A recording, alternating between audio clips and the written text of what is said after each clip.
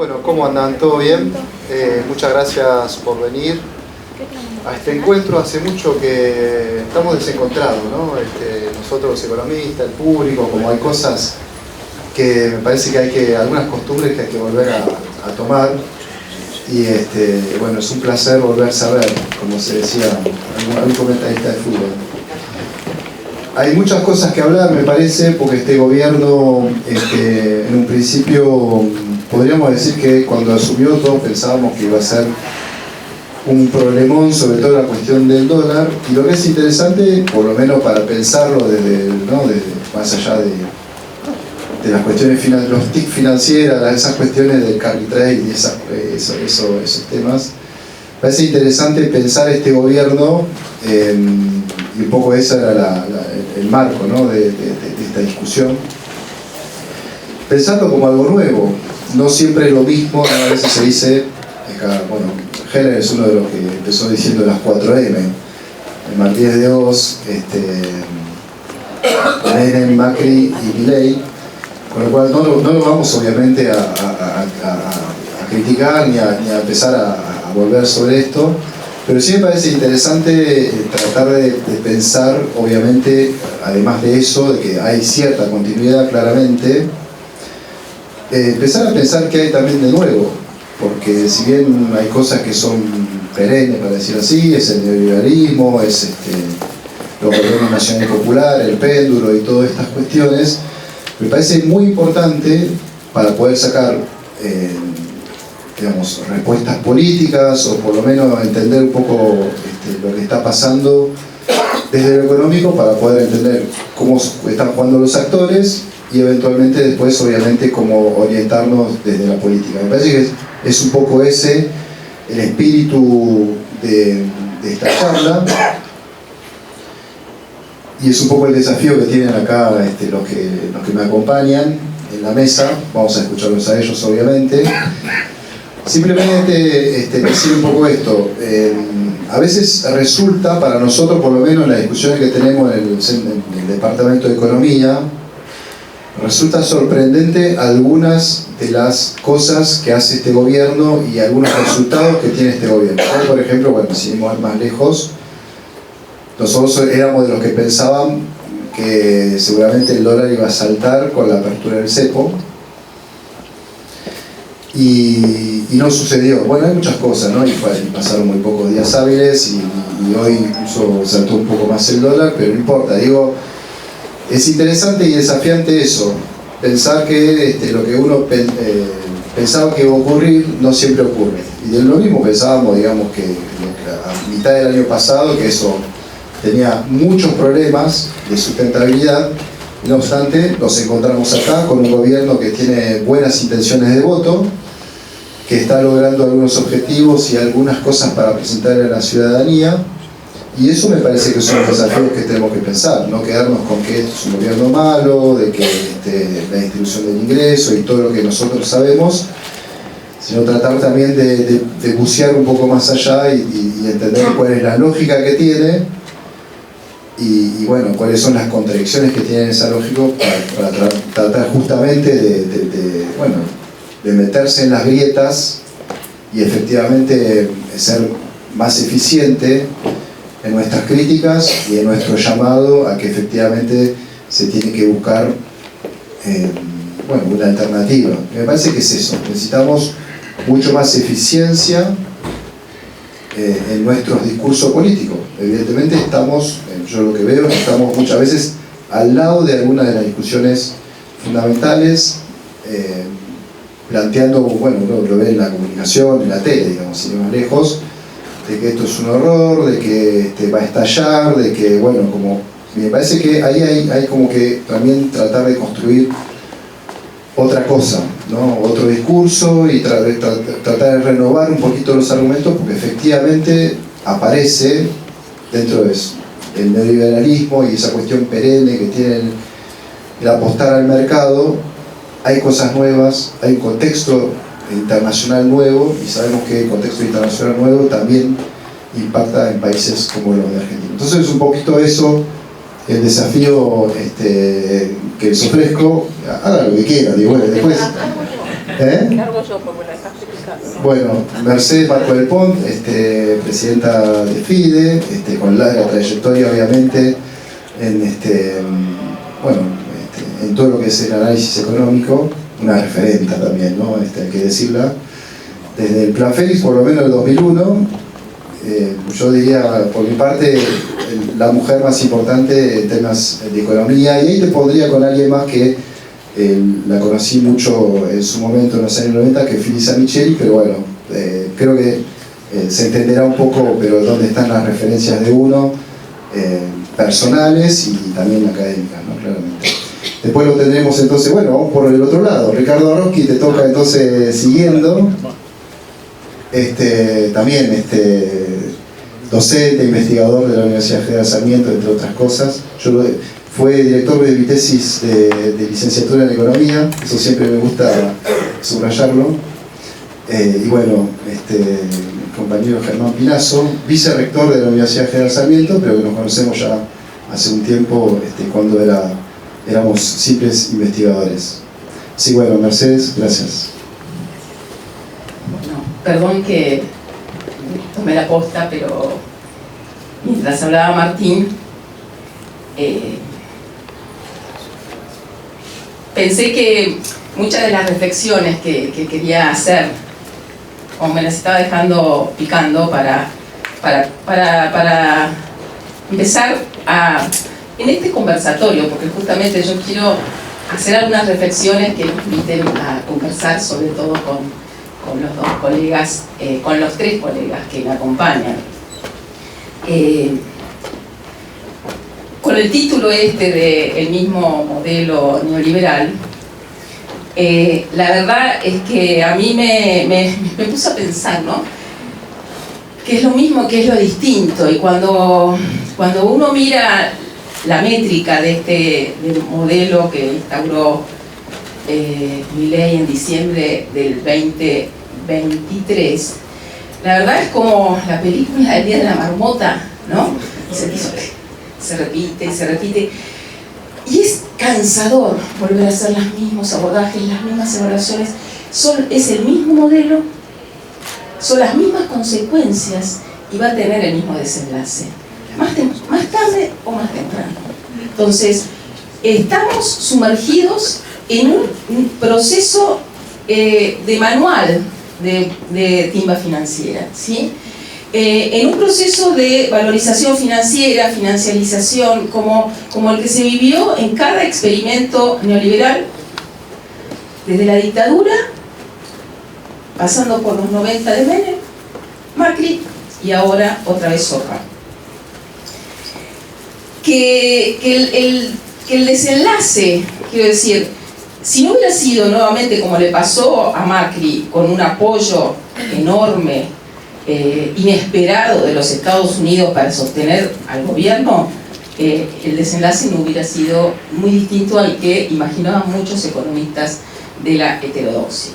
Entonces, es un modelo que está sustentado en valorizar los excedentes financieramente, que la contrapartida es el endeudamiento, ¿sí? Es el endeudamiento que venía siendo bastante acotado, porque los grados de libertad que tenía Milei eran acotados a partir de que Macri había saturado las posibilidades de financiamiento internacional, ¿sí? Había cerrado el acceso a los mercados financieros internacionales, había también acotado muchísimo lo que era el espacio para que el Fondo Monetario siguiera desembolsando. Y bueno, este esquema mostraba ya las presiones devaluatorias, las presiones dolarizadoras hace una vez que se habían agotado los recursos de blanqueo, y bueno, fuimos al fondo. Ahora, ¿tiene sentido? No sé si tiene sentido. ¿Será que estoy vieja y cansada de repetir desde que tengo uso de la razón en mi ejercicio de economista el análisis de estos modelos? Y las consecuencias en términos de desindustrialización, de degradación de las condiciones del mercado de trabajo, del mundo del trabajo, y de pérdida de soberanía enorme, ¿no? Yo, cuando leía, asumí la insalubre tarea de leer el acuerdo con el fondo, Y son los mismos argumentos, son las mismas justificaciones para decir, los bancamos, van a acceder en algún momento a los mercados financieros internacionales, para eso tienen que hacer algunas tareas previamente. Están reformas famosas estructurales. Y dentro de las reformas estructurales están obviamente las que ya conocemos, de desmantelamiento de capacidades estatales, de lo que queda del estado de bienestar, del sistema de seguridad social. Pero más allá de eso, que está por verse, porque todavía es una disputa política, muchas de esas cosas tienen que pasar por el Congreso de la Nación, y ahí está nuevamente la política. Muchos de los cambios estructurales ya ocurrieron de la mano del Decreto 70, ya ocurrieron de la mano de la Ley Bases, ya ocurrieron de la mano de un régimen de promoción de inversiones que es perverso en términos de cómo recorta la capacidad soberana de la Argentina, ya no para hacer política de industrialización, ya no ser para incorporar valor agregado a nuestros recursos naturales, sino para que cuando maduren esas inversiones, acceder a los dólares necesarios para financiar eventualmente dentro de otro proyecto o proceso de desarrollo. El acuerdo con la Unión Europea supone haber firmado, como firmó en estas condiciones de ese acuerdo, también supone un recorte inmenso de capacidad soberana para plantearse proyectos de desarrollo hacia adelante.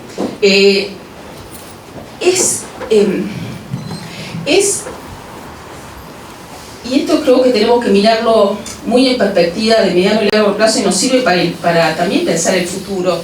Es la acumulación desde la dictadura en adelante de reformas estructurales que han condicionado sistemáticamente nuestras posibilidades de salida, y que en muchas de esas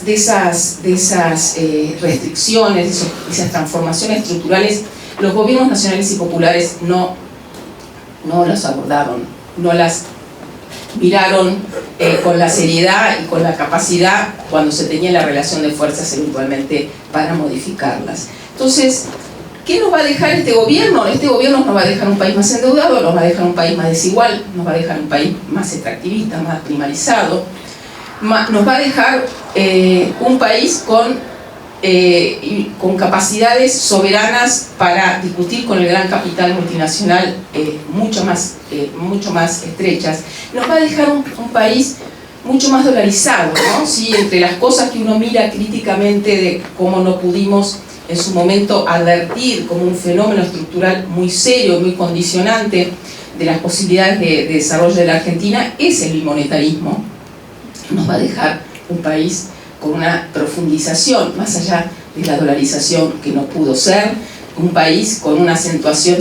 Uno va al telefonista y compra indiscriminadamente los dólares. ¿Cómo se vuelve, ¿no? Pensemos hacia adelante cómo se aborda esa realidad y esa restricción, que es igual, o diría más sensible que la capacidad desestabilizadora que tiene una relación de términos de intercambio desfavorable a la Argentina por ser un país absolutamente primarizado. Entonces, esta acumulación, el modelo tiene algo de distinto, no, es lo mismo, con una acentuación. Quizás el modelo de Menem fue a mi juicio, el paradigma de la pérdida de grados de libertad y de grados de soberanía para encarar alternativas superadoras. Y nos deja una sociedad que, a fuerza de experimentos neoliberales, es y va a ser más desigual, ¿sí?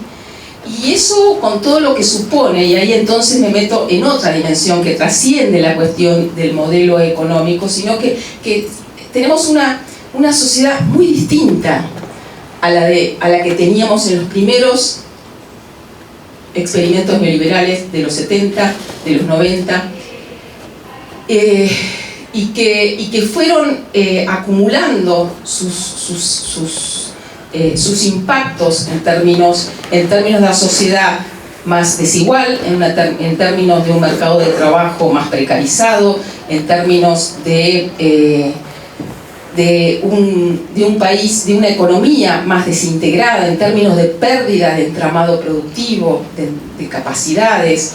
en términos de todo aquello que han traído a nivel global los experimentos de globalización, la globalización neoliberal, ¿sí? Y en términos de pérdida de densidad y de identidad de las democracias, ¿no? Esto es algo que también, porque no sé, hay que leerlo del Papa Francisco para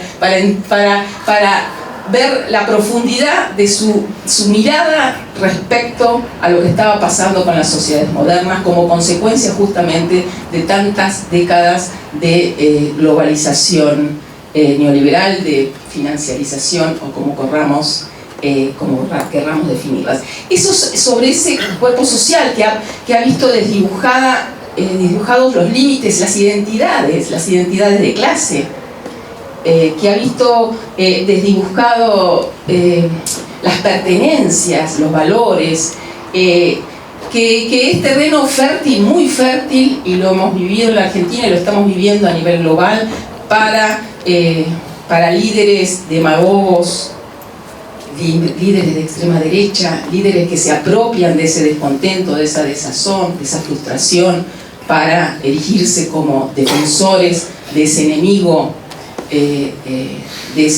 del pueblo. Esa volatilidad política,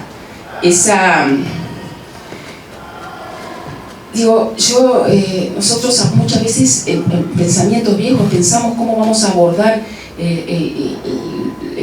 la degradación del mundo del trabajo y seguimos utilizando categorías de clases que ya no sirven para pensar lo que viene, o sirven parcialmente. Entonces la otra dimensión, esa dimensión es la dimensión social que vamos a tener que tener en cuenta a la hora de pensar ser nuevamente una alternativa.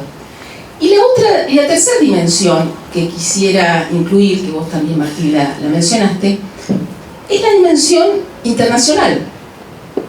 Porque si hay algo que ha cambiado respecto a las experiencias anteriores de experimentos neoliberales en la Argentina, desde la dictadura hasta en adelante, diría, ya el macrismo lo agarró complicado, es el proceso justamente de hiperglobalización. Es decir, no es el mundo donde los países de América del Sur, del Cono Sur, fueron pruebas pilotos, fueron experimentos, fueron pioneros en los procesos de desregulación financiera, de apertura comercial, de apertura financiera, y que después se generalizó al proceso de globalización y de internacionalización de capitales y de flujos financieros. Está muy lejano del escenario del consenso de Washington, que habilitó todas las transformaciones menemistas, ¿no? Transformaciones estructurales muy fuertes de la economía social y culturalmente de la Argentina. Estamos en un mundo donde realmente está en discusiones.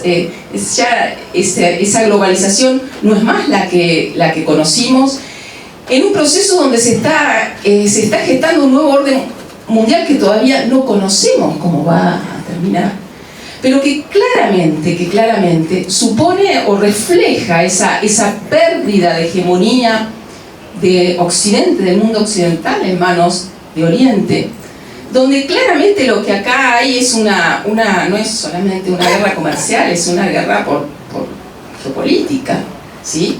Por recuperar la hegemonía perdida justamente en el marco de esa hiperglobalización, fundamentalmente de Estados Unidos, de Europa, en manos de Asia, específicamente de China.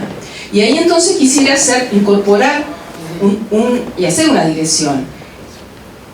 En el núcleo de esa pulseada geopolítica, productiva, tecnológica, está el proceso de transición energética, ¿sí?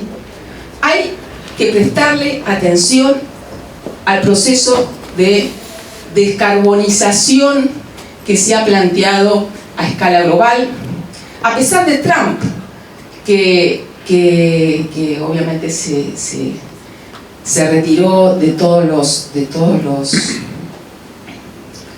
las agendas globales en términos de cambio climático, pero que cuando uno mira qué es lo que está pasando en términos de la disputa por la tecnología, por la producción, por la incorporación de las cadenas de mayor valor agregado dentro de las fronteras nacionales, lo que se advierte es que la transición energética está en el centro y que China avanza raudamente más allá de los desplantes de Trump, más allá de las políticas que intentó instalar Biden para recuperar capacidades perdidas, y más allá de lo que está pasando con esta guerra comercial, esta guerra arancelaria. Entonces, el mundo es esto, el mundo es, y todavía no sabemos, porque la verdad que no se sabe si avanza en esta locura de lo que es la política norteamericana, qué va a pasar finalmente con la hegemonía del dólar como moneda internacional. También está en disputa, ¿sí? También está en disputa. Y ahí estamos nosotros, países que tienen recursos naturales críticos, imprescindibles para viabilizar esa transición energética, y que aparece una luz de oportunidad en función de qué rol nos autoplanteemos en términos de inserción internacional. Si esta disponibilidad de recursos naturales nos va a hacer profundizar nuestra inserción como país productor de materias primas, para que la valorización se haga en el resto del mundo. Obviamente el RIGI y todo lo que está haciendo este gobierno va en ese sentido, pero este gobierno va a pasar, ¿sí? Y nosotros creo que, y ahí termino un poco, para pensar el futuro, que es un poco lo que planteaba la invitación de Martín, tenemos que inevitablemente tenemos que pensar en estas tres dimensiones, ¿sí? En qué economía va a quedar, en qué condicionantes de fondo van a existir, además del endeudamiento, sobre qué sociedad vamos a tener que volver a interpelar, y en qué mundo, en qué condiciones, cuáles son los resquicios para plantearse un proceso de reindustrialización, de desarrollo tecnológico. Y con qué institucionalidad, con qué instrumentos también. Y yo termino, y recién hablaba con Ricardo, me dice, ya te lo escuché, y la verdad es que pienso, y con toda humildad, pienso que el debate político en nuestro espacio, ¿sí? En los que tenemos vocación nacional y popular y que soñamos con una patria justa, libre y soberana, está muy viejo, y que no estamos siendo capaces de incorporar esa complejidad que tiene hoy, que nos enfrenta a un mundo difícil, pero también a una sociedad y a una estructura argentina, una estructura económica argentina muy, muy complicada para dar el salto cualitativo.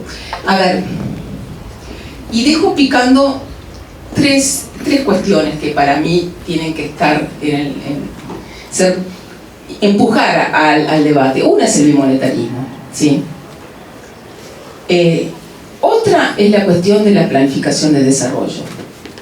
¿Qué industrias, qué sectores, qué prioridades nos vamos a plantear? ¿Qué resquicios para generar no solamente valor agregado, divisas, sino también empleo y empleo de calidad? ¿Y qué Estado tenemos que recrear desde la tierra arrasada que nos va a dejar el gobierno de Milei? Si quieren lo seguimos después.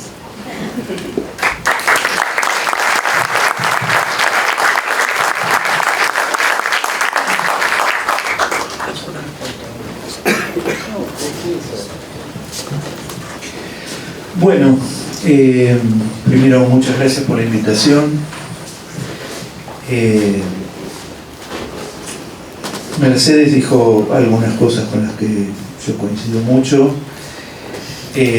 porque una de las cosas que pensaba empezar diciendo es que, tratando de responder la pregunta, el desafío, es si esto es igual o es diferente, y bueno, es igual y es diferente, porque lo que va pasando en el camino es que cada proceso, cada experimento neoliberal nos debilita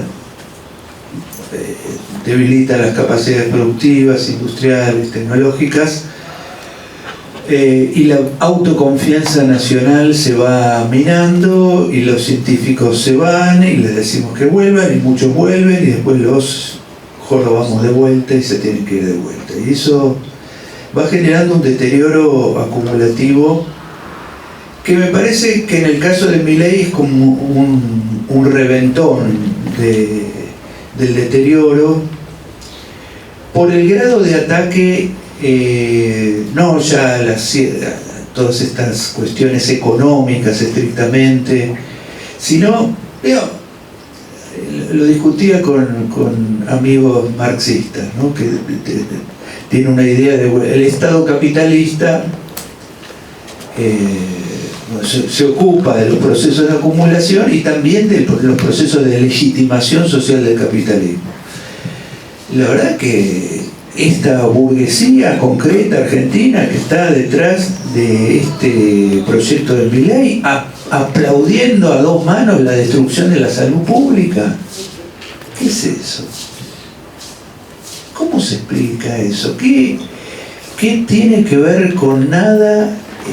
¿Cuánto están ahorrando con los medicamentos oncológicos? ¿Cuánto están ahorrando con el desmantelamiento de los hospitales de atención de la salud mental? ¿Qué ahorro es ese? ¿Qué quiere decir esto? Yo creo que para analizar estas cosas hay que introducir los análisis de clase y también, por supuesto, la dimensión internacional. Yo hace unos años hubiera dicho, bueno, la embajada norteamericana quiere que el presidente de Argentina sea Rodríguez Larreta. Y Rodríguez Larreta contestó muy sabiamente, yo quiero hacer un gobierno con el 70% de los argentinos, quedan afuera los asquerosos kirchneristas, trotskistas y otras cosas raras, pero 70% de los argentinos vamos a hacer un gobierno consensual, democrático. Y la verdad que quiero decir algo, en la interna del PRO triunfa la bestia sobre el que tenía alguna capacidad técnica. ¿Qué es eso? ¿Qué quiere decir sobre la sociedad argentina? Estoy hablando de la gente bien, de la derecha, educada, la que no es chorra, y entre Larreta y Patricia Bullrich, que plantea casi el exterminio de la oposición, vamos con el exterminio. La tipa casi no sabe hablar, balbucea estupideces, vamos y la votamos. Después encima aparece esta figura desquiciada y la terminan votando. Yo quiero decir, yo voté a Massa sabiendo lo que es Massa, pero digo, civilización versus barbarie, digamos, lo que dijo Beatriz Arlo, ¿no? Yo el peronismo no lo banco, pero alcanzo a distinguir entre un salvajismo y una cosa más o menos que está ahí, burguesa. Y van y votan en masa esto. Yo quiero decir, para mí ese es un proceso de deterioro de la sociedad argentina, de los sectores medios, incluso del orgullo de ser sector medio ilustrado, cultivado, votando salvajismo, votando barbarie. Votando delirio, votando incultura. Ayer pusieron Bergoglio comunicado oficial, ni se pueden poner el nombre del Papa. Ahora, yo quiero decir, para mí el responsable de este gobierno es el conjunto de grandes empresas que vienen gobernando la sociedad argentina desde el golpe del 76 para acá, que se tienen que bancar cada tanto irrupciones. La verdad es que la irrupción kirchnerista tuvo que ver con el desastre que hicieron y por lo tanto se tuvieron que bancar una irrupción con una lógica distinta a lo que ellos piensan.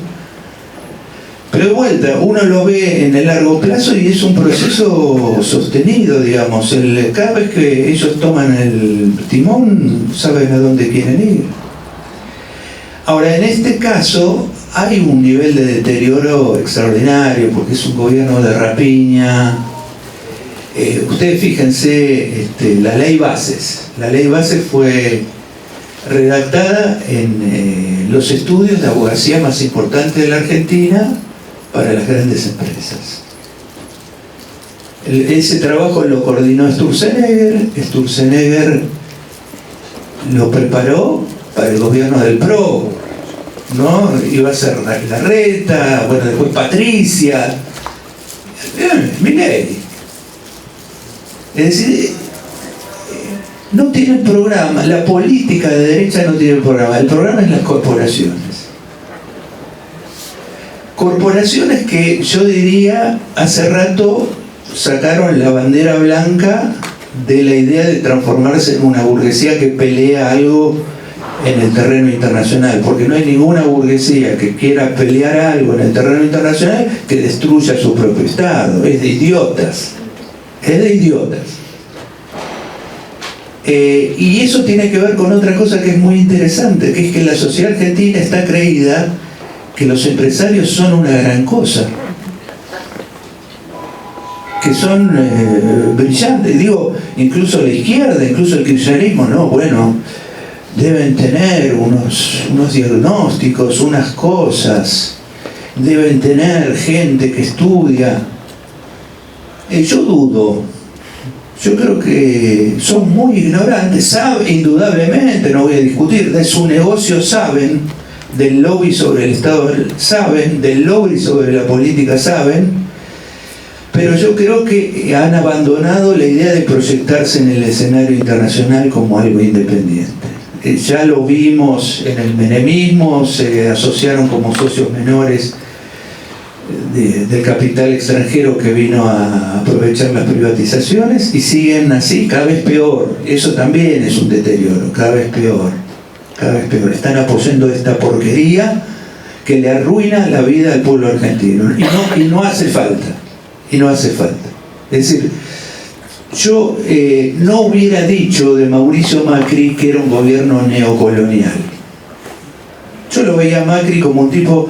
Ustedes recuerdan cuando asumió Macri, viene Obama, por supuesto, a felicitarlo, después viene el que era el primer ministro de Francia, de Hollande, después viene el Renzi, el primer ministro de Italia, es decir, la Unión Europea, Estados Unidos, viva Macri. Macri hace este proyecto, este engendro de acuerdo con la Unión Europea, un engendro también antidesarrollo nacional. Pero digamos, lo diferencio de esto es un ataque a la nación argentina impresionante, al nivel de vida, a la salud, digamos, no hay ni siquiera intento de aparecer como alguien que protege, que cuida, que se hace cargo, que está preocupado, que se sensibiliza, nada, cero. Entonces a mí lo que me preocupa en relación a esto es la radicalidad impresionante de este experimento que se está haciendo con el pueblo argentino y a costa del pueblo argentino y con apoyo de una parte del pueblo argentino, y la cero radicalidad que hay enfrente. Cero. Recién hablábamos con Mercedes, bueno, la idea de pensar cosas nuevas, y debo contarles que hace un ratito estaba tomando un café con un amigo norteamericano, una persona grande que vivió casi toda su vida en Estados Unidos, y que en relación a la realidad norteamericana decía hay que romper todo, lo de Trump es inaguantable, los demócratas están vencidos, hay que hacer algo muy contundente. Y el tipo se daba la libertad de decir, bueno, hay que hacer algo que se salga de los parámetros normales, el Partido Demócrata no sirve, hay que hacer otra cosa, pero a Trump hay que frenarlo cuanto antes, no puede seguir destruyendo Estados Unidos. Yo no tengo mucho problema que destruyan Estados Unidos en el sentido de que Estados Unidos para nosotros es una fuerza de opresión. Estados Unidos ha estado detrás del proyecto menemista, detrás del macrismo, por supuesto. Recordemos el embajador Stanley, cuando Larreta dice, bueno, yo quiero hacer una coalición del 70%, Stanley dice, pero ¿por qué no la hacen ya? No le importaba nada el sistema político argentino, saquen las leyes que queremos. Y este gobierno ya directamente es una agencia de los Estados Unidos. No es, me parece que tiene una influencia. Lo que hicieron con la empresa Pescarmona, una gran empresa mecánica argentina, venderla por 25 millones de dólares a los yanquis, es una cosa vergonzosa. Es un regalo, tipo una caja de bombones a Trump. Es una vergüenza todo. Están sacando mapas de la Argentina con Falkland. No hay reacción. No hay reacción, no hay reacción política, no hay reacción social, no hay reacción. Yo puedo entender, digamos, para mí hay un régimen de dominación social funcionando en la Argentina que se fue construyendo en contra del kirchnerismo. Digamos, primero articularon un sistema de medios que actuaba homogéneamente con un conjunto de pautas publicitarias de machaque permanente en la opinión pública. Hay periodistas que hace 17 años viven de putearla a Cristina todos los días. 17 años su oficio es putearla a Cristina. Es un régimen de dominación, tiene el sistema judicial, tiene los medios de comunicación. La novedad de Milei en esto es el impacto que están teniendo las nuevas tecnologías en la cabeza de la gente y sobre todo de los chicos, que es desastroso, desastroso. O sea, hay que tener una estrategia en relación a eso. Yo sumo a lo que decía Mercedes, los cambios que se están dando, bueno, hay cambios que se están dando en la capacidad de comprensión de la gente. Muy impresionante. Yo tuve esta semana un experimento propio, sin querer, el lunes después de las medidas de Milei, me llamaron de varias radios. Una grabó lo que yo dije, lo metió en Instagram. Entonces lo leyeron unas 100.000 personas, de las cuales unas 1.000 me insultaron, putearon, etcétera, etcétera, por algo que yo no había dicho. Yo dije, no se salió del cepo plenamente, se salió para las personas físicas, pero no se salió para otras cosas. Esto tiene un montón de cuestiones, si no el dólar no estaría en 1.200, sino estaría mucho más arriba. Bueno, la cuestión es, lo que me pareció más interesante es que la mayoría de las personas que me insultó no había entendido lo que yo había dicho. Se refería a otra cosa. ¿Esto qué quiere decir? Que hay hasta capacidades de comprensión perdidas. Porque una cosa es que me digan, mirá, estás muy equivocado porque no leíste bien. Bueno, eso es una cosa completamente aceptable en el mundo de los... Pero no te entienden lo que decís. No entienden lo que decís.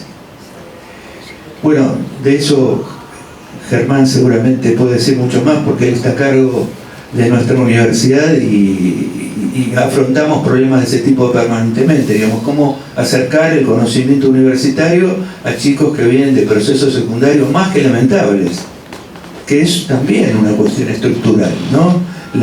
El deterioro educativo, etcétera, etcétera. Yo decía régimen de dominación, el régimen de dominación se fue armando, el macrismo lo usó a fondo para tratar de destruir al kirchnerismo, desprestigiarlo, son todos unos chorros, ladrones, se robaron 2 PBIs. Bueno, ahí lo importante es esto. Nosotros le atribuimos a Milei delirio, pero ¿por qué no se lo atribuimos al macrismo? El delirio lo mete en la Argentina el macrismo, diciendo locuras completas, delirios, mentiras, cuentos chinos. Tienen los PBI en la Patagonia, va un juez a ver si está... ¿Qué es eso? ¿Cómo se llama eso? Bueno, eso es el macrismo. Con La Nación, con Clarín, con Infobae detrás. ¿Qué es eso? Y con todo el empresariado, muy bien, húndalos a esos. Ahora, yo quiero decir, yo a Cristina la aprecio, la quiero, le tengo un agradecimiento muy grande, pero tengo críticas hacia ella.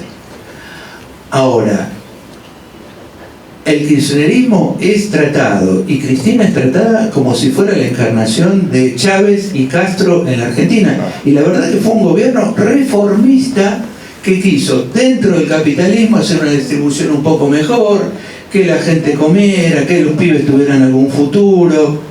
Eso es todo lo que hizo. Y los tipos empezaron a decir, entró en la etapa expropiatoria. Están locos si tienen mucho poder, y el sistema político les está subordinado. Y los nacionales y populares entraron en una cosa de complejo con esta gente, como si fueran más importantes o más inteligentes o más sensatos que nosotros. Da para una cosa psicoanalítica. ¿Qué pasó? Es decir, te pegaron tanto que empezás a tenerles miedo y a achicarte y a no decirles en la cara lo que son. Porque el gran capital está detrás de este gobierno infame. Y está entregando el país, le importa todo un bledo. A mí dame tal negocio, a mí dame tal el otro. Yo me voy a asociar a los yanquis, que vengan los otros. ¿Qué es eso? Falta de todo, falta un baño de verdad, un baño de realidad. A mí me da vergüenza las internas que se están jugando en este momento, me parece vergonzoso, me parece que no se está a la altura. Me pregunto si eso no está reflejando en realidad que no hay ninguna capacidad de proponer nada serio. Esto también tiene que ver con lo que decía Mercedes. La verdad que los desafíos son enormes, realmente. Son enormes en un continente latinoamericano que está como está. La verdad que en el barrio no hay ninguno que... No es que estás en el barrio de China, donde el barrio se beneficia de lo que es la locomotora esa. Estás acá con los norteamericanos ofreciendo, pidiéndole a la Argentina que no haga nada, porque vienen los chinos y te dicen, te quiero poner una planta de fertilizantes en Tierra del Fuego, y va el embajador norteamericano y dice, no pongan la planta de fertilizantes. Y entonces el gobernador de Tierra del Fuego le dice, bueno, no hay problema, pónganla ustedes. No está en nuestros planes poner una planta de fertilizantes. ¿Qué es eso? ¿Qué está pensando el imbécil de Milei cuando dice, quiero hacer un tratado de libre comercio con Estados Unidos, no tenemos nada para venderle? ¿Qué es eso? ¿Qué es eso? ¿Cuál es la...? Me parece que está haciendo falta una cosa mucho más vigorosa, digamos, no solamente en materia de oposición muy clara a esto, sino también, y lo digo primero en relación a mí mismo, después en relación a todo el resto, levantar un poco la mira de las ideas, de la búsqueda, de las reflexiones. El otro día, a raíz de los homenajes a Francisco, vi una escena donde él dice, bueno, no, esto es muy fácil, tierra, techo y trabajo. Es súper revolucionario en Argentina decir eso, es súper revolucionario. Pero todo quedó a la recontraizquierda, el desarrollismo quedó en la superizquierda, la CEPAL quedó en la todo quedó en la recontraizquierda, porque vivimos en un pozo putrefacto reaccionario. Y nos fueron llevando a eso, y parece que se van perdiendo los mecanismos de rechazo a eso. Y la verdad debo decir, el kirchnerismo hizo muchas cosas, pero si vos educás a la gente exclusivamente en el amor a Cristina y no en el amor a un programa político popular, tenés un problema. Tenés un problema. Bueno, dejo acá.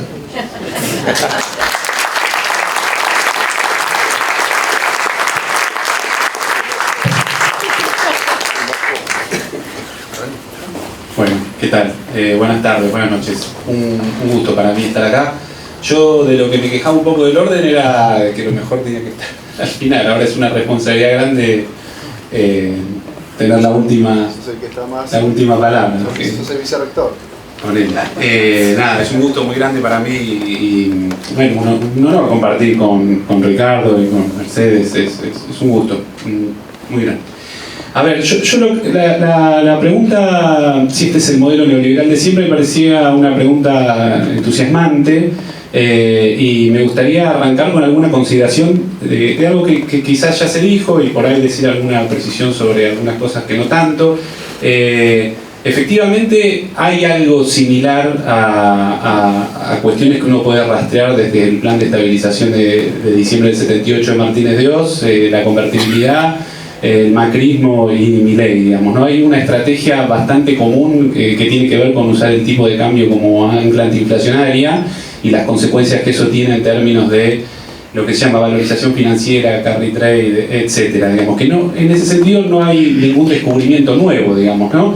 En la medida en que el gobierno es exitoso en mantener el tipo de cambio y controlar el tipo de cambio, el límite a la inflación doméstica es la inflación internacional, digamos, a la medida que uno se va haciendo más caro que sus socios comerciales, hay un proceso de reemplazo de producción nacional por importada que frena eventualmente los aumentos domésticos de precios. Obviamente que la contracara de eso entonces es lo que pasó, por ejemplo, en la convertibilidad, que todos los años de crecimiento fueron años de déficit comercial, porque cuando la contracara de ese crecimiento era el aumento de las importaciones y los techos históricos en materia de desocupación del 95, creo que fue el 20% de desocupación. Hoy en día la desocupación es difícil llegar a niveles similares de desocupación abierta con sectores de refugio como de plataformas y sectores precarizados, pero bueno, no me quisiera meter tanto sobre eso. A mí me parece que, y en ese sentido este gobierno no tiene nada nuevo. La única base de su programa económico, si es que hay un programa económico, es tratar de mantener el tipo de cambio lo más controlado posible y un bruto ajuste fiscal y una recesión, digamos, si uno ve los datos de consumo de supermercados de toda la serie que publica el INDEC, el año pasado es el nivel más bajo de toda la serie que tiene de 2017 para acá. Hay un nivel de consumo ahí, la variación interanual del consumo y de venta de supermercados todos los años se contrajo, incluso este año se contrajo en relación al anterior, digamos, hay un récord, hay una magia de masterclass, como le gusta decir a ellos, para llegar a esos niveles de piso en términos de consumo. Y no hay, en ese sentido no hay nada nuevo. Sí creo que hay algo de radicalidad, de intensidad con la que se da este proceso. Hay una especie, creo yo, de menemismo acelerado en algunas cosas. La diferencia una diferencia sustantiva con los 90 es que en aquel momento las privatizaciones eran un lugar donde articular intereses diversos, de fracciones de clases diversas, de los acreedores, de los bancos, que en ese momento eran más bancos que organismos multilaterales, si yo no entiendo mal, los grupos económicos locales que se metían en ese negocio, y era la forma también de financiar un esquema de tipo de cambio fijo. Hoy en día eso no está tan disponible, pero el año pasado, si uno ve los datos públicos de deuda del Tesoro Nacional, expresados en dólares, si bien es deuda en pesos y deuda en dólares, la deuda del Tesoro creció entre enero y diciembre en el equivalente a 85.000 millones de dólares. Si uno le saca lo que es la transferencia de los pasivos del Banco Central al Tesoro, perdón Mercedes si estoy diciendo algo mal ahí, que yo creo que son el equivalente a 22.000, 25, igualmente estamos en un nivel de crecimiento de deuda en pesos sobre todo inédito. Ahí tiene una radicalidad este proceso que no tenían los anteriores. Ahí es como, a mí me parece que es muy elocuente la idea de estafa piramidal acá, porque y nosotros hoy estamos en el momento de euforia de la estafa piramidal. Los tipos mandriles, nosotros somos unos fenómenos, ustedes no entienden nada porque controlan el dólar, mientras del 14 de abril para acá se emitieron 5 billones de pesos de deuda, gran parte fue renovación, pero hay deuda nueva por 1.2 billones. Para que nosotros tengamos una idea, todo el presupuesto anual universitario de 60 universidades con sus hospitales, con las becas, con los insumos, con todo, es 3.2 billones. Los tipos en una semana se comen con deuda, digamos, ¿no? Entonces prometen un rendimiento en pesos que en la medida que tienen el tipo de cambio controlado es un rendimiento en dólares que no existe en ningún lugar del mundo, digamos, ¿no? Ya lo vimos con Toto Masterclass en 2018 la primera vez, que entraron 20.000 millones de dólares en 6 meses, igualmente el Banco Central perdió 10.000 millones de dólares netos y que un montón de gente, entre ellos él mismo, según su propia declaración, que había comprado Levax y se fue antes de que reviente el tipo de cambio, mucha gente gana un montón de plata. En ese sentido, a mí me parece que Caputo es una especie de cositorto, pero cheto, digamos, ¿no? Porque es, digamos, es el mismo esquema, ¿no? Digamos, estamos en el momento donde se hace, donde aparece las hamburguesas de Cositorto, la concesionaria de Cositorto, y parece que el tipo es un fenómeno. La diferencia es que este es un pibe, como dijo Ricardo, bien, que hablan así, que dicen que dejaron la familia y que piden que seamos... Lloran, ¿viste? Que no morir. Bueno, pero es eso, es un Cositorto cheto. Eso es una estafa, lo que pasa es que ahora estamos en el momento de euforia. Y como decían mucho mejor Mercedes y Ricardo, hay un momento donde el riesgo evaluatorio es infinito y no hay ninguna promesa de tasa de interés en pesos que lo compense. Si el Fondo Monetario no hubiese aparecido, como la gente que maneja mucha guita y que tiene que ganar guita, no seguía solo por Toto Masterclass o las boludeces esas del cipallismo extremo de nuestro presidente y vergonzoso, digamos, ¿no? Ven el balance cambiario y ven que hay 8 meses consecutivos de déficit comercial de la cuenta corriente del balance cambiario, ven que eso no ocurre en 2018 y dicen esto va a reventar por el aire. O ven el último dato de balance comercial y ven que las importaciones interanuales crecieron 44 y que las exportaciones caen 4 y dicen, ¿de dónde van a salir los dólares para financiar esta fantasía, digamos, ¿no? Ahora apareció el fondo y entonces otra vez la euforia. En ese sentido, una cosa que decía para mí que es muy importante, que decía Martínez, no subestimarlo, digamos, ¿no? Porque tiene una capacidad muy grande de sacar conejos de la galera, que son conejos de predación, digamos, ¿no? Y conejos que son una tragedia. El blanqueo el año pasado, yo recuerdo que las liquidaciones de mayo del 2024, las liquidaciones del sector exportador en pleno momento de cosecha habían sido más bajas que el 23 con la sequía, había una fuerte apuesta que iban a devaluar y con el blanqueo el gobierno logró torcer el brazo, creo yo, a los exportadores que terminaron liquidando un dólar mucho más bajo que el de 1.400 que había tocado no me acuerdo si fue junio, y ahora sacaron este acuerdo con el Fondo Monetario Internacional, y si mañana llegan a ser exitosos en alguna cosa que sería una tragedia para todos, como la privatización del Banco Nación, por ahí lo van a estirar más y lo estiren y lo estiren. Lo que nosotros sabemos, como bien decían acá los que me precedieron la palabra, que esto va a reventar, o sea, ya lo sabemos y eso es obvio para cualquiera que sepa sumar.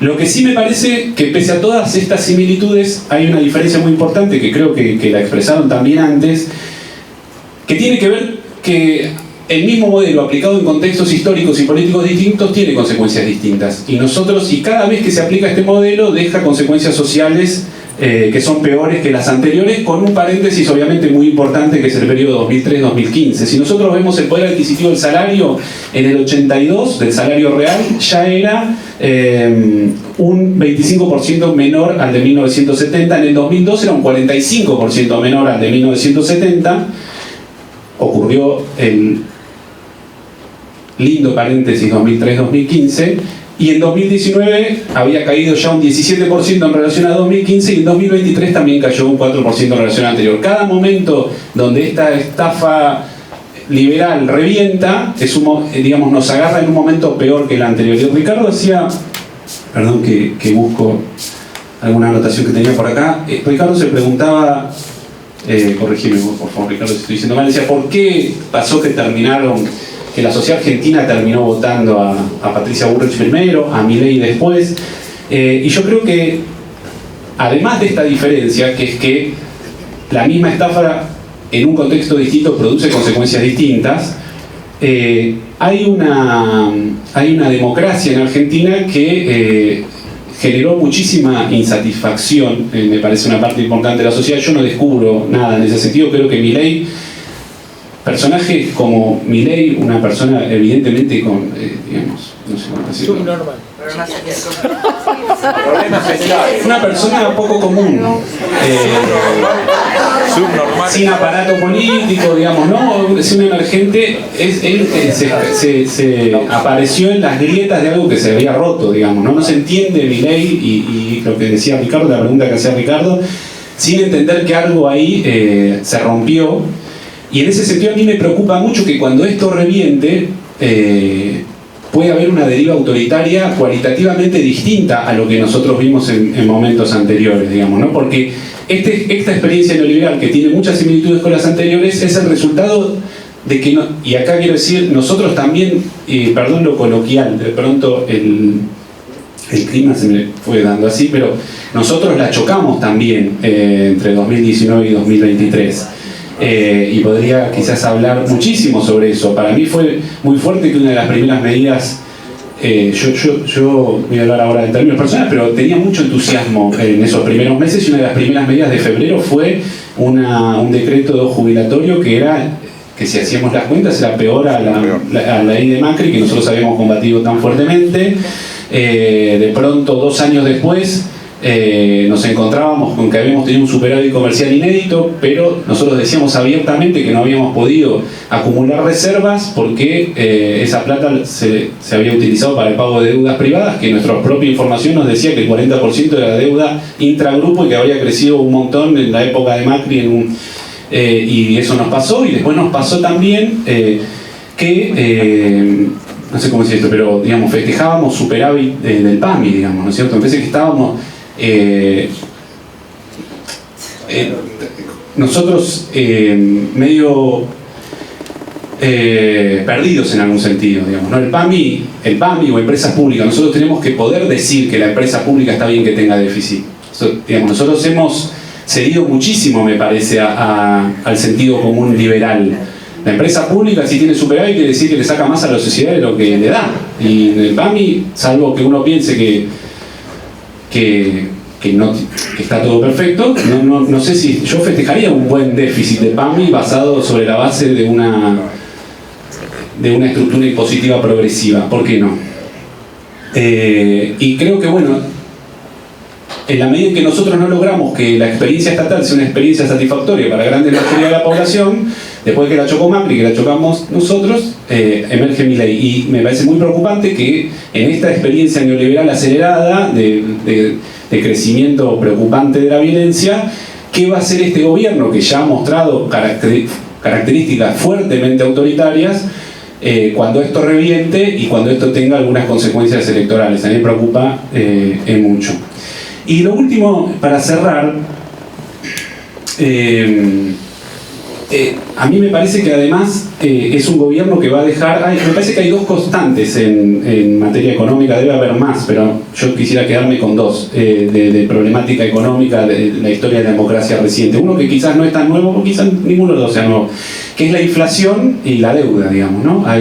La inflación es un fuerte disciplinador social. Yo creo que este gobierno, no sé si Martín lo dijo de este modo, digamos, dijo, tiene cosas para mostrar, ¿no? Algo así, dijiste. Yo creo que, digamos, si bien el éxito en controlar la inflación se dio sobre la base de un esquema económico que es una estafa, hay efectivamente una baja de la inflación. El 211% de 2023 no es enteramente responsable, no es 211 viene con la devaluación de Milei del diciembre, supongamos 160. Yo creo que ahí, en parte, hay algo, nosotros nunca pudimos pensar o asumir la responsabilidad de llevar adelante un plan de estabilización, digamos, ¿no? Yo recuerdo discutir con compañeros y compañeras, creo que en parte le errábamos al diagnóstico, digamos, no entender que un proceso inflacionario que sube nosotros, en ocasión de la guerra de Ucrania, una parte importante de nuestro argumento era decir, bueno, en el mundo la inflación se multiplicó por 4 y en Argentina se multiplicó por 2. En el mundo pasó de 2 a 8, acá pasó de 50 a 100.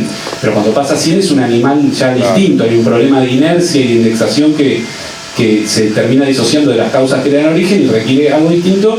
Y creo que muchos discutíamos, bueno, pero si damos salarios que van un poquito por arriba de la inflación, en realidad no es un problema, hay un problema de nominalidad, pero no hay un problema. Bueno, me parece que nosotros le erramos, me parece que hay una parte de la sociedad que estaba dispuesta a bancarse cierto costo distributivo en pos de una cuestión de estabilidad. A mí me parece que la inflación ha sido, la hiperinflación del 89, cómo legitimó el proceso posterior, es un fuerte disciplinador y legitimador de ajustes posteriores. Digamos, hoy Milei puede gritar las estupideces que grita en la medida en que solo tiene para mostrar que bajó la inflación, es lo único que tiene para mostrar. Y después lo que deja también otra de las constantes es el tema de la deuda. Digamos, Milei va a dejar un país endeudado y hay algo ahí de la deuda que es un mecanismo de una forma de limitar la democracia. Digamos, Macri, nosotros nos reíamos mucho, o sea, como cuando lo veíamos a Macri con las dificultades abismales que tenía con el lenguaje, nos reíamos cuando el tipo decía la inflación es el problema más fácil para solucionar, o cuando dijo conmigo el problema de la deuda se solucionaba en 2 minutos, y nos reíamos por la forma en que lo decía, pero él en realidad estaba diciendo una cosa. Él dejó un cronograma de vencimientos que era impagable. Él lo que estaba diciendo era, si ganaba yo, ese cronograma se renegociaba. Yo dejé un cronograma que haga que el que me sucedía no pudiese gobernar. Y ahí la verdad que yo no sé cómo... tengo más dudas que certezas. La única certeza que creo tener, creo que Ricardo decía algo en ese sentido, podría decir alguna cosa sobre lo que dijo ustedes también sobre la inserción internacional, la discusión de las dificultades para industrializarse en un mundo que ha cambiado sustantivamente en relación al mundo en el cual nosotros pensamos el proceso de industrialización y nuestro estado de bienestar, que es a mediados del siglo XX y que es fundamental para entender el ascenso económico de China, la cuestión de las cadenas de valor y el cambio de las escalas geográficas desde donde se piensan, se producen y se diseñan cosas. Me parece que, pero eso sería parte de otra discusión. Pero sí una certeza que creo tener es que la radicalidad política es puro pragmatismo, digamos. No es que uno tenga ganas de confrontar, digamos, que si uno no piensa que va a tener, que si el próximo gobierno no confronta, digamos, fuertemente y con una concepción bastante radical sobre las medidas que tiene que tomar, estamos condenados a fracasar, porque las condiciones materiales para gobernar son pésimas, digamos, que probablemente sea un contexto difícil, seguro, pero si uno no lo encara de un modo de radicalidad política, es muy difícil que podamos volver a construir un Estado que sea sinónimo de una experiencia de bienestar, digamos. Yo, y con esto prometo que termino, por alguna cuestión laboral, me tocó releer estos meses a Jauretche en el medio pelo de la sociedad argentina, y él discutía mucho a mediados de los 60 con los liberales, ¿no? Y él les decía, ustedes miran mucho a Estados Unidos, el cipallismo no es una constante nuestra, ¿no? Ustedes miran mucho a Estados Unidos, a los padres fundadores, el sistema de frenos y contrapesos en Estados Unidos, pero se olvidan que Estados Unidos tuvo, en ocasión de la guerra civil, un proceso muy fuerte de reparto de tierras, un proceso de alianza proteccionista entre los sectores industriales y los pequeños propietarios. Y yo lo que creo es que hoy nos olvidamos nosotros de esas cosas también, no solo los liberales, digamos, ¿no? Si uno ve principios del siglo XX, usando el ejemplo de Estados Unidos y usando también los ejemplos que nos tiran por la cabeza siempre los liberales, ¿por qué no fuimos a Australia? ¿Por qué no fuimos a Canadá? ¿Por qué no fuimos...? Si uno ve el censo agropecuario de Argentina, Estados Unidos, Australia, Canadá, el tamaño promedio de la propiedad en Argentina, de la explotación promedio era 1.200 hectáreas, en Estados Unidos era 60, en Canadá era 60, y en Australia 200, o Canadá y Australia al revés, no me acuerdo bien. Digamos, son sociedades estructuradas sobre la base de una distribución de la propiedad mucho más igualitaria, y eso estaba relacionado no solo con la posibilidad de un proyecto democrático que articule distintos intereses, sino con una estructura de consumo que sea compatible con el desarrollo de la industria del consumo durable, con un montón de cosas. Y Argentina supo pensar la radicalidad necesaria para crear dispositivos que mitiguen las consecuencias de esa desigualdad, el poder de veto de esos sectores tan fuertes como fue la nacionalización del comercio exterior un poco antes de la asunción de Perón y materializado después con Perón, el IAPI, ¿no? Me parece que nosotros no nos tenemos que olvidar de esa sociedad que tenemos tan desigual y que eso requiere medidas de una radicalidad política muy fuerte. A mí uno de los momentos más lindos que más entusiasmantes de la política argentina fue, y yo sé que esto lo digo desde un lugar relativamente cómodo, aunque les digo, no es cómodo ser hoy una autoridad en una universidad nacional, pero sé que es relativamente cómodo en comparación con las decisiones que tiene que tomar alguien que es ministro de Economía, ministro de algo. Pero bueno, no queda otra que es el lugar donde uno habla. Pero en relación a eso, después de la derrota de 2009, me acuerdo estar en la universidad tomando un café con otra gente que no tenía ninguna responsabilidad de gestión, diciendo no, porque, no sé, alguien decía hay que estatizar la CFJP, porque yo qué sé, y otro decía no, si pasa eso va a venir Estados Unidos, nos va a invadir, nos va a matar a todos, y un día la política nos corrió por izquierda de los que estábamos tomando un cafecito en el bar. Fue el momento más lindo, entusiasmante de mi vida política, y creo que eso también muestra, y después se torció una situación electoral que parecía, digamos, ¿no? Néstor venía de perder contra otro consultor contra de Narváez. Y esas medidas fueron la condición de posibilidad, creo yo, del escenario electoral de 2011. Así que bueno, perdón, terminé yéndome un poquito por las ramas, pero dejo acá, y bueno, gracias otra vez por la invitación.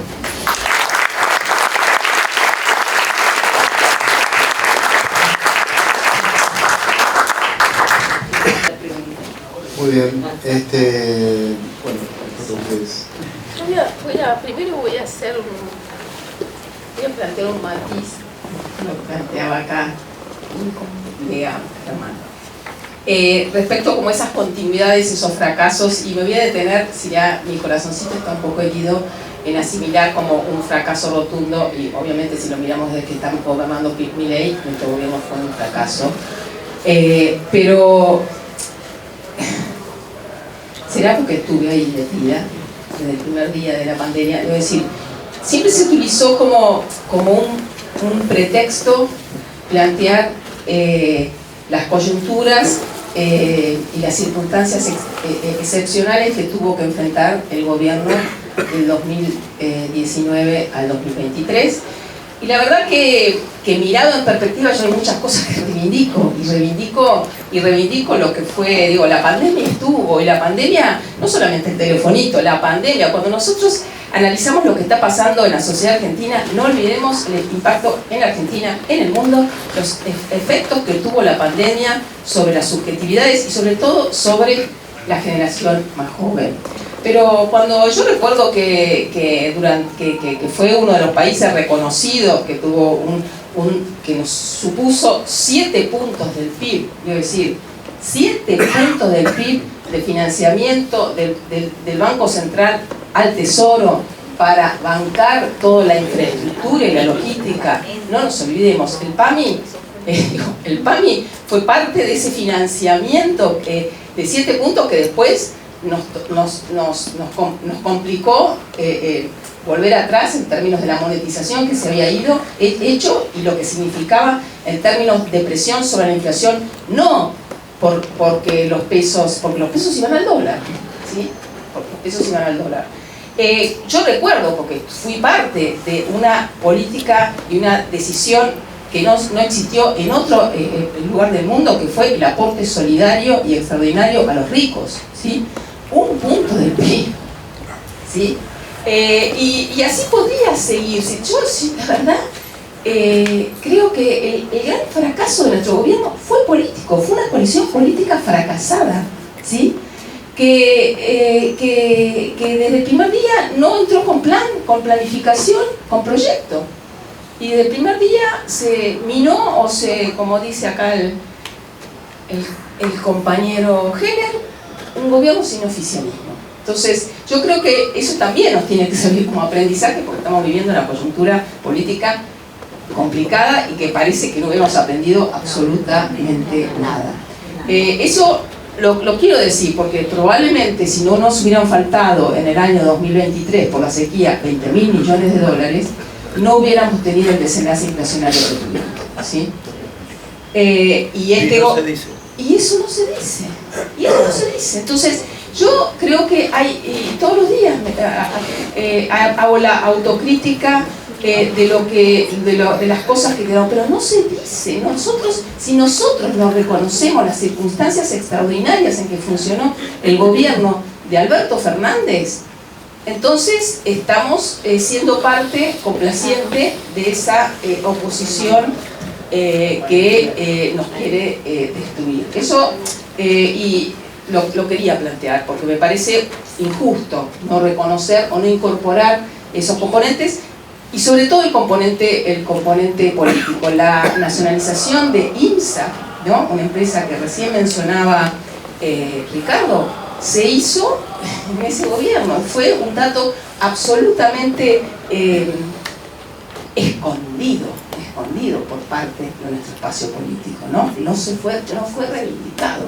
Nos quedamos con el fracaso de Vicentín, que la verdad que Vicentín, otro día le dedicamos, era un invento.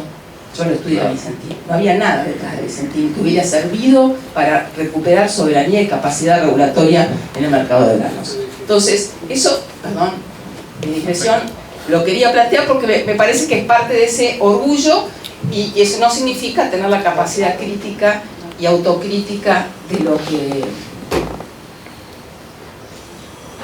lo que dejamos, que fuimos la precuela de Milei, ¿no?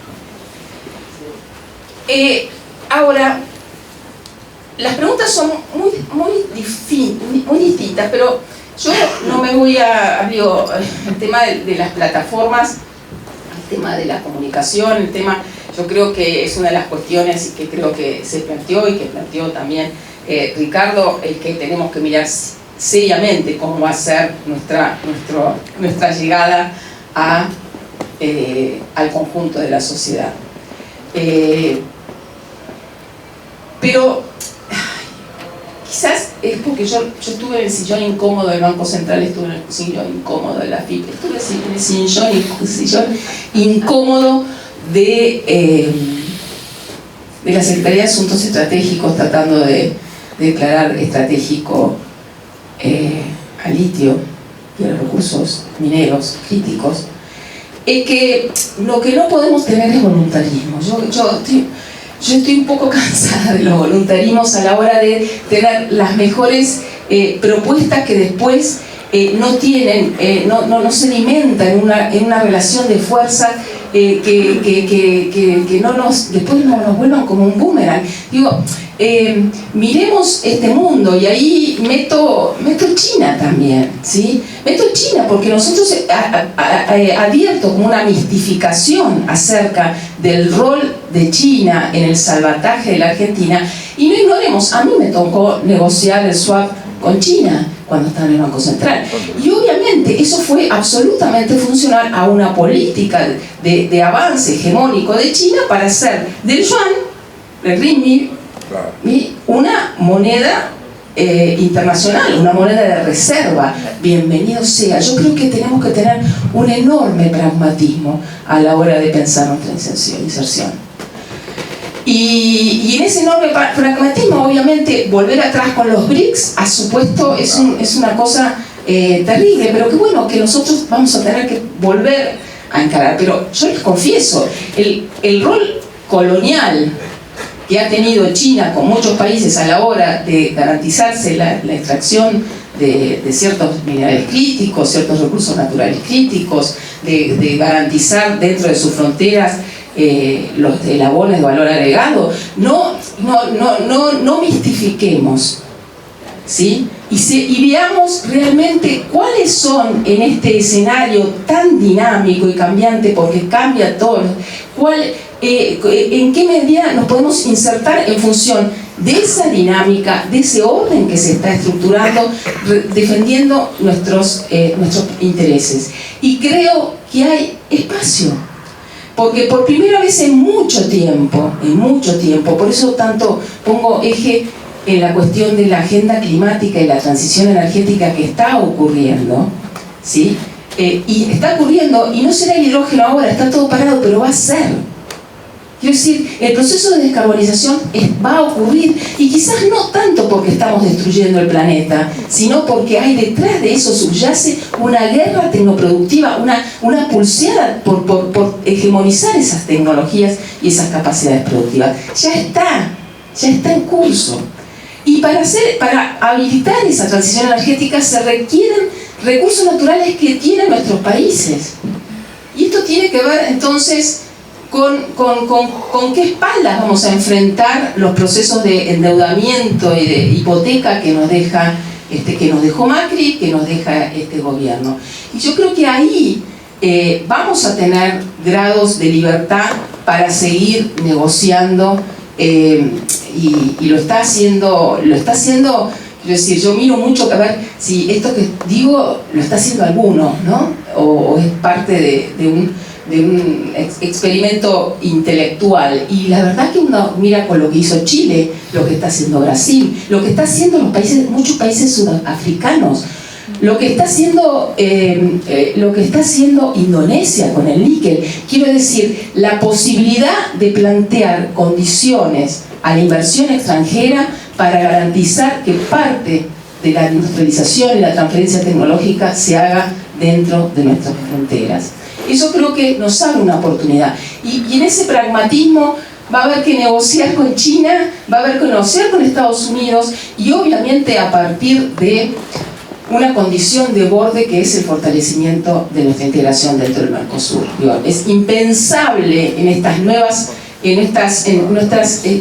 organización geopolítica que nosotros pensemos nuestro desarrollo al margen de lo que es la integración con el Mercosur. Y que no es tampoco tema, que no es sencillo, porque sepamos que nosotros hicimos el swap con China, porque no pudimos hacer el swap con Brasil, fue imposible hacer el swap con Brasil, ¿no? Entonces tengamos realismo a la hora de saber cómo está funcionando y ver en cada caso, porque no sabemos cómo va a terminar esto.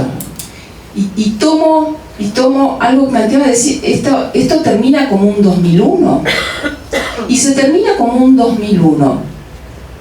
¿Qué va a parar? ¿Qué vuelve el peronismo, el progresismo? ¿Con qué capacidad de transformación? ¿O vuelve, hay un clivaje hacia la derecha? Si esto terminara en una crisis profunda, que a mí me duele pensar en una crisis profunda, porque de esa crisis profunda se sale peor, la sociedad sale peor, más allá del sufrimiento social que ello supone. Pero si saliéramos, obviamente que hay capacidad para tomar medidas más audaces, ¿sí? El peor de los escenarios quizás es el que le tocó Milei, que tuvo que inducir la crisis con esa superdevaluación para generar justamente las condiciones para tomar las medidas que fue asumiendo posteriormente con cierta legitimidad social. Entonces, yo creo que nosotros hoy tenemos la obligación de pensar un proyecto distinto, leyendo permanentemente lo que está pasando en la economía mundial, mirando y lo que está pasando con nuestra sociedad y encontrando los canales de interpelación, de comunicación, de convocatoria, de recreación de esperanza hacia esa sociedad que queremos que sea parte de nuestro proyecto. No sé si el 70, pero queremos que sea parte de la reconstrucción. Bueno, sigamos. Bueno, muy breve y tratando de decir algo de cada pregunta. Por allí se preguntó cómo enfrentar la concentración, la influencia de las redes en el debate público. Bueno, yo creo que una fuerza política que quiera existir en el mundo actual, eso lo tiene que estudiar. No se puede seguir en la edad de piedra de muchas cosas. Ahí yo veo en el kirchnerismo, a la izquierda, obsolescencia. se sigue con la misma historia. Hay que ponerse a estudiar, y hay que ensayar formas. Igual el tema de la concentración es gravísimo, tiene que ver con el capitalismo mundial. Ahí no sé qué va a pasar, pero tiene que pasar algo mundial, porque la concentración es enorme. Algo bueno está pasando con Elon Musk, que es como la quinta esencia de la concentración y de la soberbia y de la chantada, todo junto. Y Tesla se le está hundiendo ahora, están pasando un montón. Hay rechazo en la opinión pública mundial en relación a estos patanes que tienen mucha plata. Y quizás si hubiera un espacio político inteligente, eso lo podría capitalizar y aprovechar y canalizar.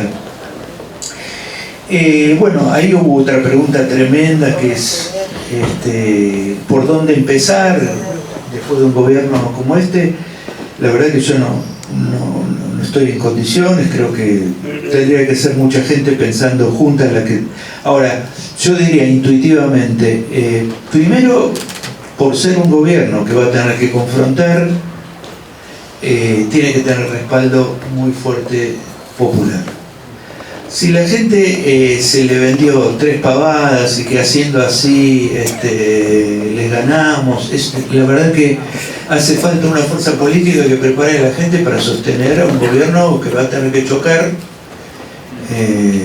para que el precio de la leche no sea cualquier cosa. Para eso va a haber que chocar.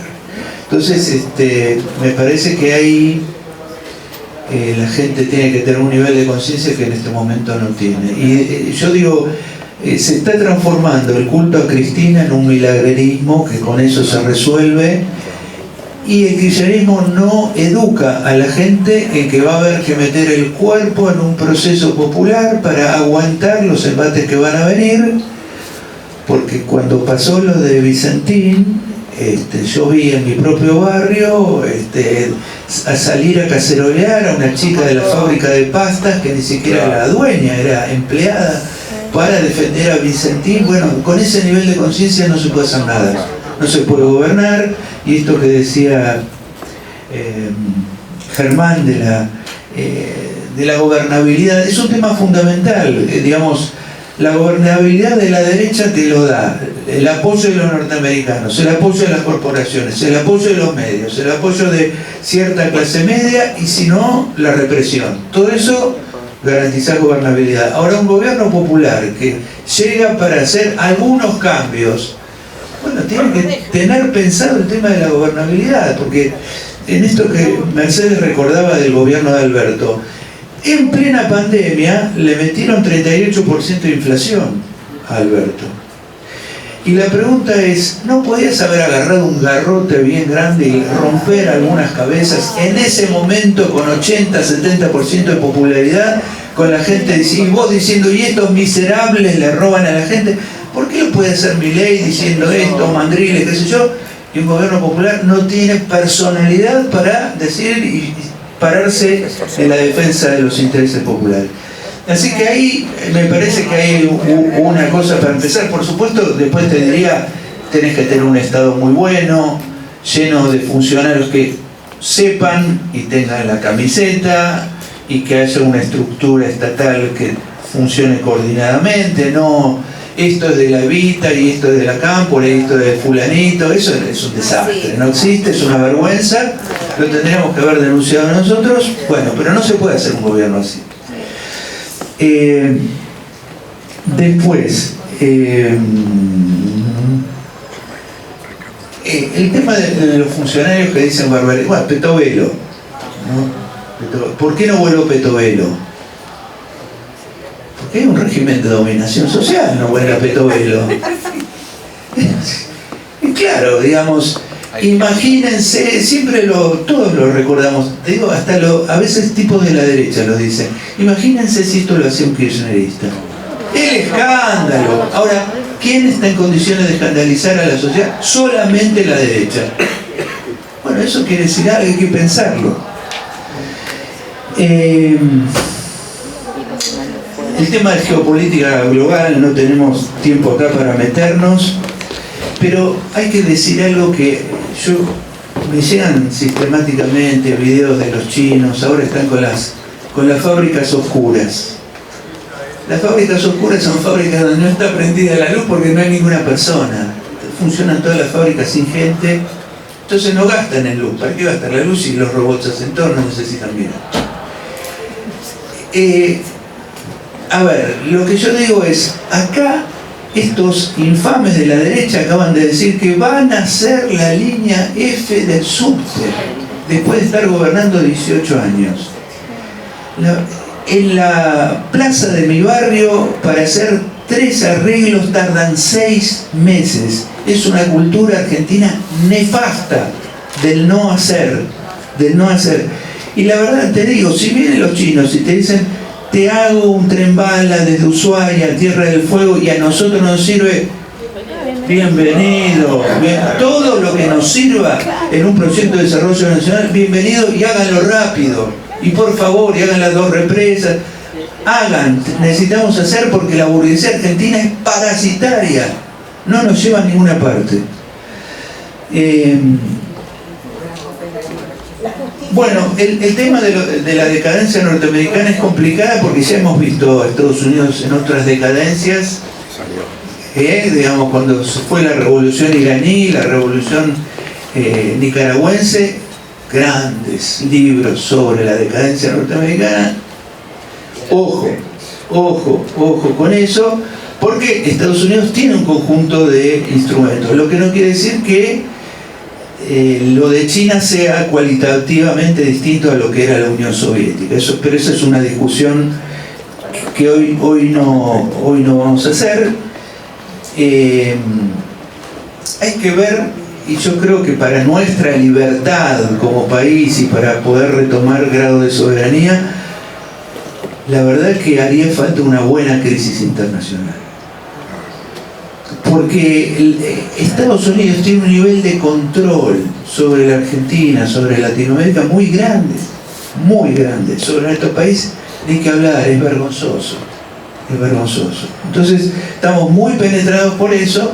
Es muy complicado porque hay voceros infinitos de las posiciones norteamericanas repitiéndose incesantemente en nuestro país. Es un problema.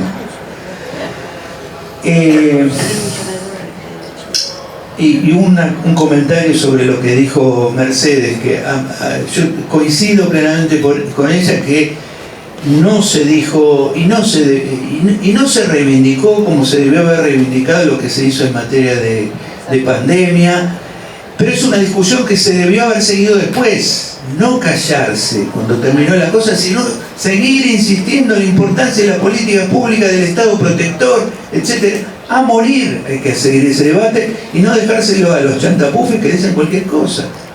Ahora, para mí ese es uno de los puntos del gobierno de Alberto, esto de que Alberto debió, cuando se produjo la sequía fue gravísima, fue un agujero en el casco de la Argentina que no tenía la culpa el gobierno, había que salir en ese momento a remarcar y a decir lo que significaba y a explicar y preparar a la gente, porque después en la campaña electoral te decían 7% de déficit, te decían 7% porque protegiste a la población, y vos no podés decir por qué tuviste 7% de déficit. No fue porque se la gastó en fiestas en Olivos, Alberto, la gastó en una serie de cosas importantes.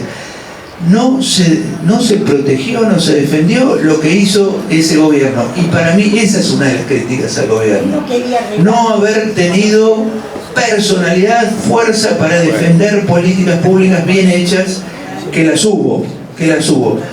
Lo que no quiere decir que, desde mi punto de vista, hubo falta de voluntad de enfrentar intereses corporativos. Cuando los importadores venían y te decían dame la reserva del Banco Central, se las daban. Ahí había que frenar algunas cosas. Tengo deudas, dame los dólares. Eso hay que discutirlo porque después te agarraron muy débil y el último año fue tremendo. Bueno.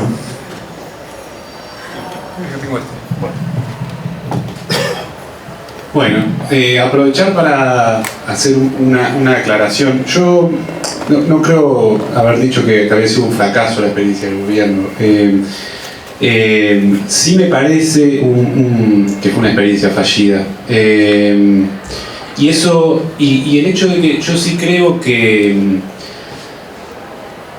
y lo digo, yo entiendo, esto no implica no reconocer cosas obviamente como la pandemia o incluso lo que fue la restitución de la gratuidad de los medicamentos, porque cuando fue lo de las jubilaciones eso se dio en paralelo con el anuncio de la gratuidad de los medicamentos del PAMI.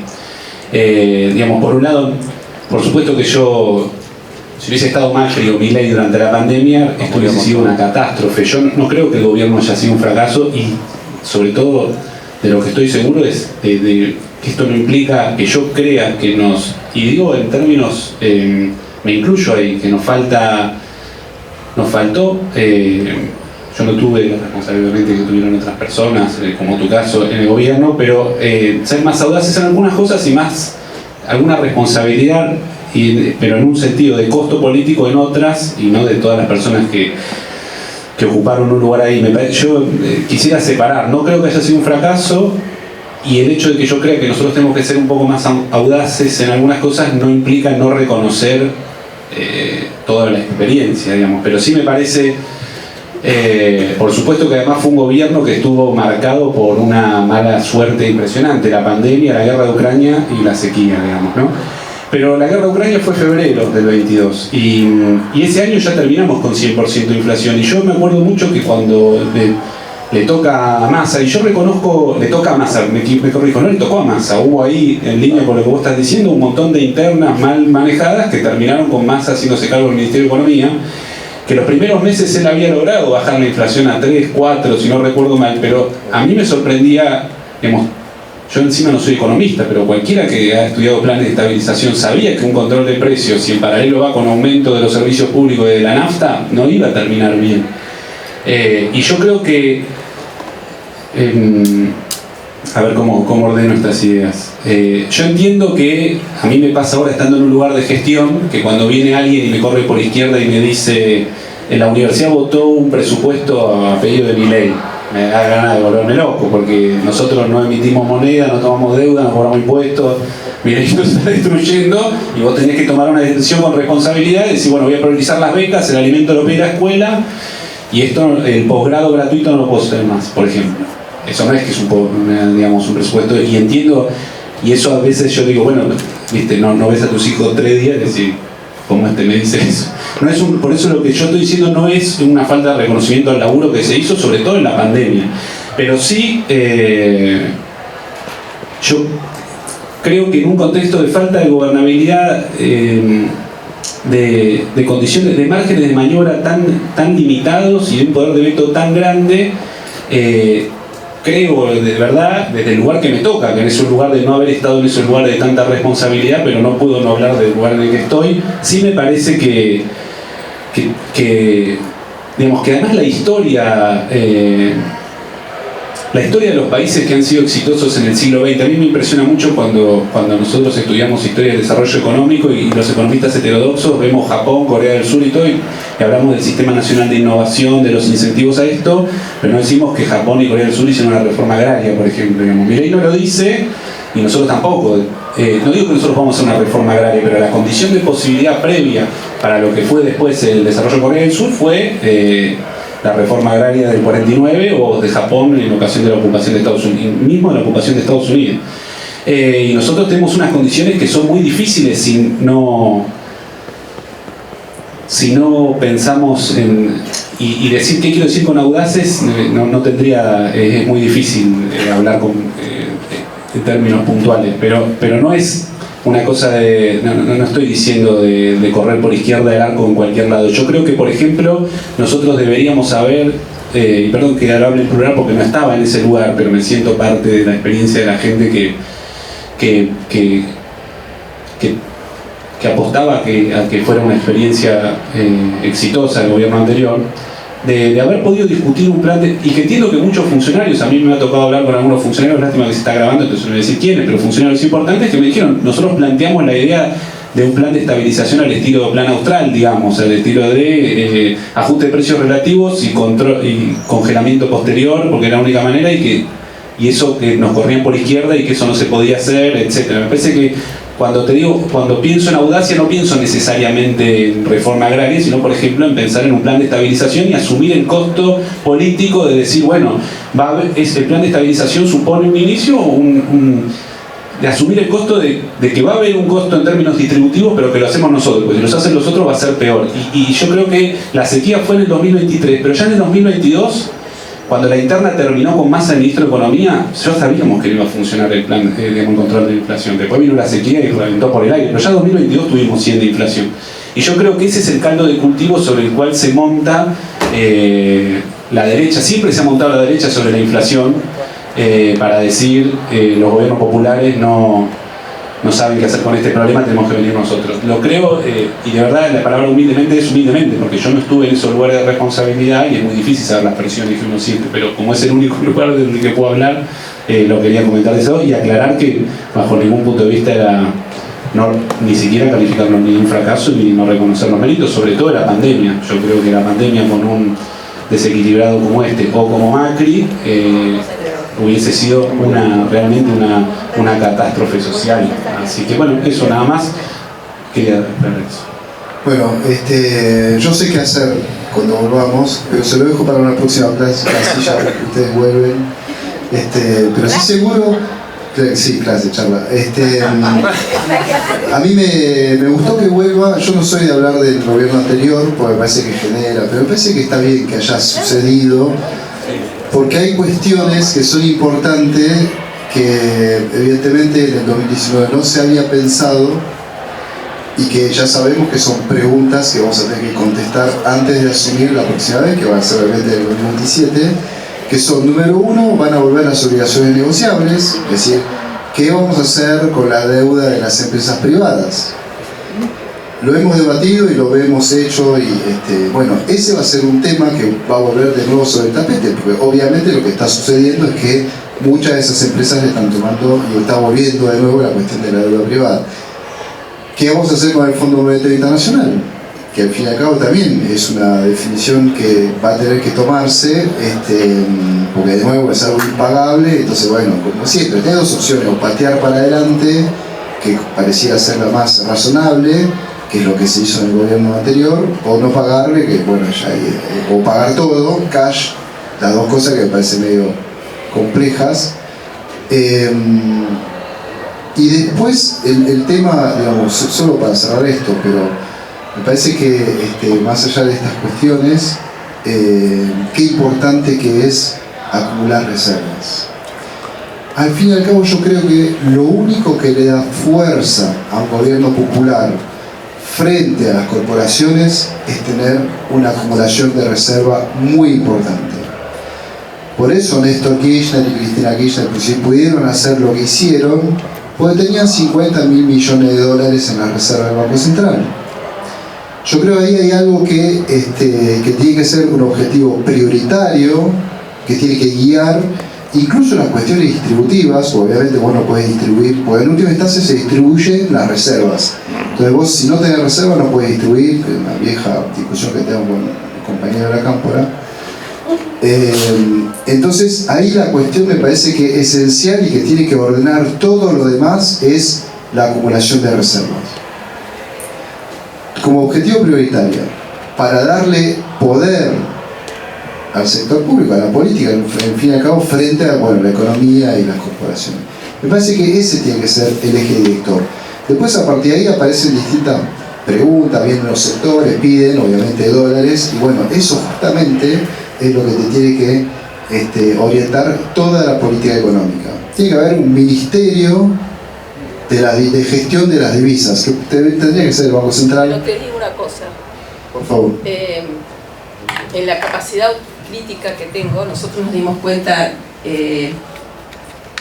del problema del monetarismo cuando nos empezaron a faltar los dólares, cuando empezamos a tener desequilibrio de cuenta corriente. Cristina es la que más clara tiene el tema del monetarismo. Y nosotros tendríamos que haber planteado el tema del uso del dólar como activo financiero de los argentinos en el 2005, en el 2006, cuando se podía llevar hasta 2 millones de dólares por mes cada uno de los ahorristas. Y lo que acaba de hacer Milei, que privilegia, hace populismo cambiario, ¿sí? Kamikaze, para dejar a las personas que vuelvan a comprar ahora con la tecnología más fácilmente, es una de las cosas que tenemos que discutir, Martín. Porque yo, aparte de nuestro espacio, piensan que este es un tema que el canuto en dólares para los ahorristas argentinas es peronista, ¿sí? Entonces, incorporaría a esa discusión, por eso pongo tanto énfasis en el problema del monetarismo, porque podemos tener 30.000, 40.000, 50.000 millones de dólares de petróleo, gas, de litio, de exportaciones, vaca muerta, gasoducto, y todo eso se nos va por un tubo de la fuga de capitales. Entonces, retomando lo que vos decís, en el fondo está, lo que sintetiza es el problema de cómo se aborda la cuestión del monetarismo argentino. Eso es justamente lo que acerca a Mercedes con Cristina, y bueno, somos tal vez de los dos grupos que más siempre echamos con el tema de que el cepo es una cosa necesaria.